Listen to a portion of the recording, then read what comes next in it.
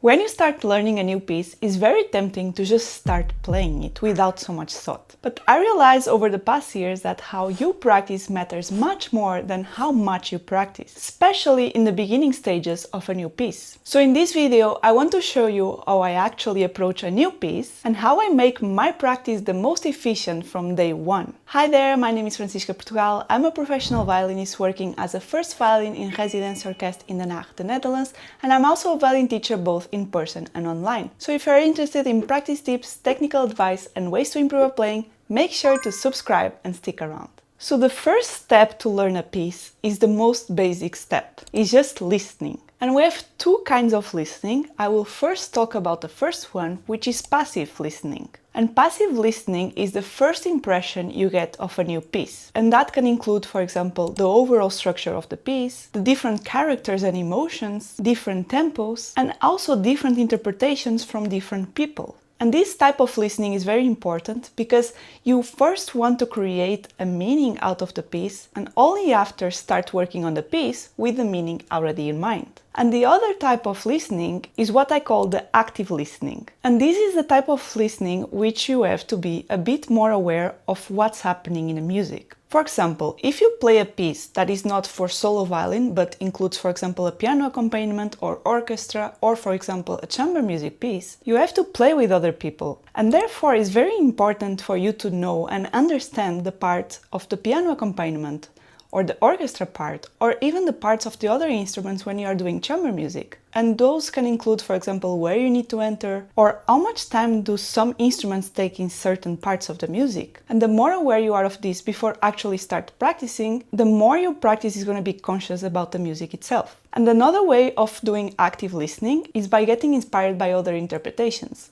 And of course, I already talked about this in the passive listening, but when you do the active listening, you are actually going to search for specific things. For example, when you are analyzing an interpretation, you can, for instance, take some fingerings or bowings or even articulations that the person is doing. And this leads us to the second step, which is the decision making. And this step is still related to these fingerings and bowings that I talked before. And there is a very debatable question, which is how much should we imitate and how much should we create? And I think there is a lot of different opinions about this. So I'm going to share a bit my personal experience. And I believe that we should use the sources. If you think about it, nowadays we have so much sources online. We can use, for instance, YouTube or Spotify or YouTube Music to just check recordings of amazing soloists anytime and everywhere. So I think it's just a missed opportunity if you don't use them. And if you think that is wrong because you are stealing the fingering of someone, just think about this. When you start learning a new piece, you most probably never perform that piece because it's just a new piece. And when you listen, for example, a soloist playing on YouTube, this person already practiced, this person already performed, so they know exactly what works and what doesn't work. And that doesn't mean that what works for them will work for you, but imagine if you just start with that starting point.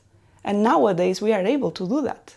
You can already start learning a piece with the level of a soloist if you want to, just by taking some ideas and inspiration from many people. And in the end, I guarantee you, even if you steal the idea of someone else, you will still end up in your own interpretation and you might change everything in the end. Because I believe when you steal something from someone and then from someone else, in the end, the collection from all these ideas ends up being your own interpretation. And as I said, it's still not the final version and you will still experience and try it out, and therefore you are still creating. And also don't forget that those people that already defined their own interpretation, they also had to steal something from someone else, either their teachers or also from listening to other recordings. So my opinion about this is that first you should imitate and then you should create. And for this step of deciding your fingerings and your bowings, I love to use the Henley Library app. And that app is amazing because usually when you buy the scores, even of this publisher, it only comes with two kinds of fingerings or bowings. And although it's still nice to have some idea, it's quite limiting. And in this app, you actually can see so many bowings, fingerings and articulations from so many violinists. So I love to practice with this app when I'm learning something new because I can just quickly compare with just a click and see what works for me and what doesn't. And the third step to learn a new piece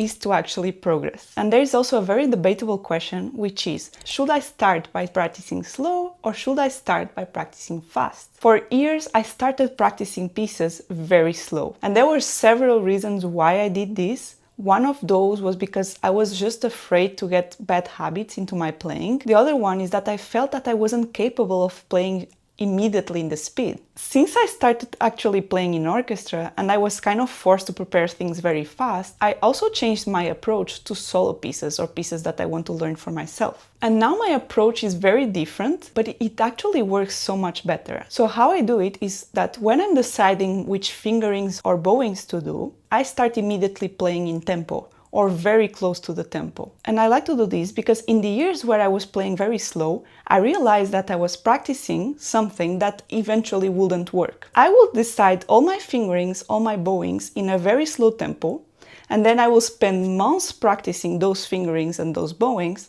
and then when I arrived to the last stage to perform, I realized nothing worked. Because all the decisions you make in a slow tempo will not be the same when you play fast. So by changing the approach and actually starting faster, I now have the decisions made for the final tempo, and then I take a lot of steps back and start practicing slowly again. My slow practice is already with a vision on the fast tempo. I already practice everything that I'm gonna end up doing.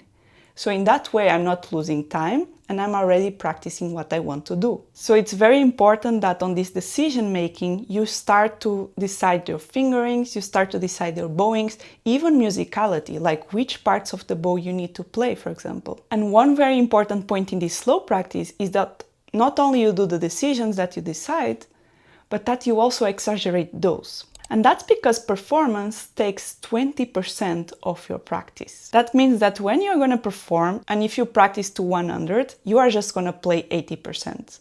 So because of that, we always want to practice 120%, so that when we arrive to performance, we are 100% ready. So that means you need to exaggerate whatever you're doing. For example, if you are playing something fast, you need to play with much more sound.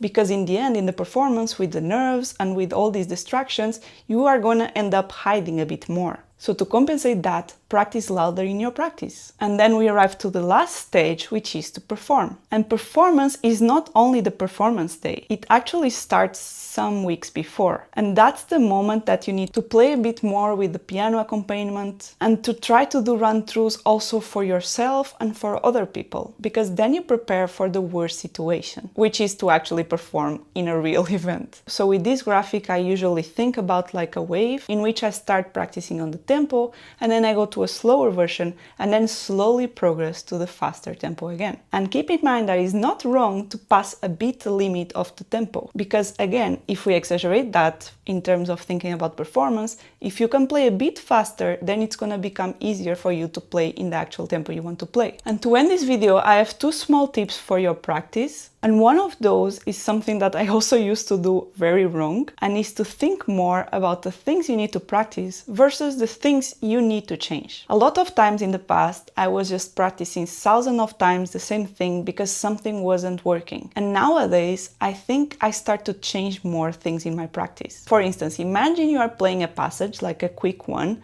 and something is not working, like you are always playing a note out of tune or doing a mistake in a certain note. If you already practice that for like a week or 2 weeks and it's still not working out, then maybe it's not your fault. Maybe it's just you don't feel good with that fingering. It's just not natural to you. So why not to, instead of keep practicing for a full month the same thing, why not to change something? Why not to change your fingering or even a bowing?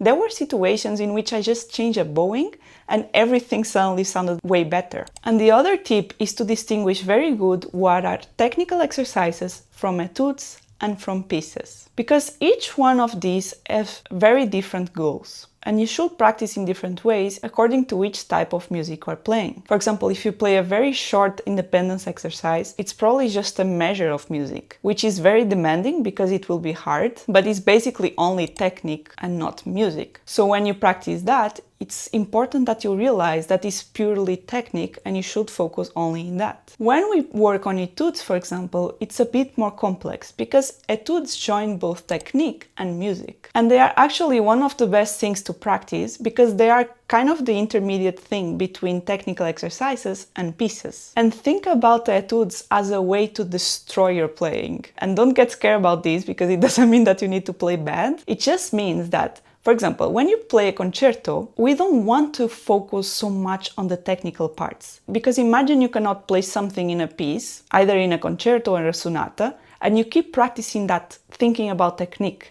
At some point, your playing is going to be so stuck in that, and your brain is just going to think, okay, I cannot fail this passage. And although that's nice in theory, when you perform in front of an audience, you want to express something, you want to be musical, and you want to share a message with the other people. So if you focus so much on technique, at some point it will be very hard to shift from that mindset to the performance one, where you should just be sharing your music. So the etudes are very good to practice because usually we don't perform etudes, it's just for ourselves. And they are kind of mini pieces where you can just focus on technique while putting a bit of musicality into it. And it's something that doesn't happen often in technical exercises. So my advice to practice is to focus a lot on etudes. Of course, still doing the technical exercises, but with a bit more focus on the etudes. And try to get so comfortable with them that at some point you don't need to work on these technical things in the pieces you are playing. Of course, there will always be things to fix in pieces, but that shouldn't be our main focus. So I hope this video helped you to find new ways to prepare a new piece from scratch. And on that note, if you are interested in developing your performance, I have a video for you which talks about the inner game of music, which is a book that I read when I was in the conservatory and that helped me tremendously with performance. And also how to make my practice effective so that I can perform my best. So if you're interested in it, don't forget to check it out. Thank you for watching and hopefully I will see you over there or I will just see you on my next video. Ciao, ciao!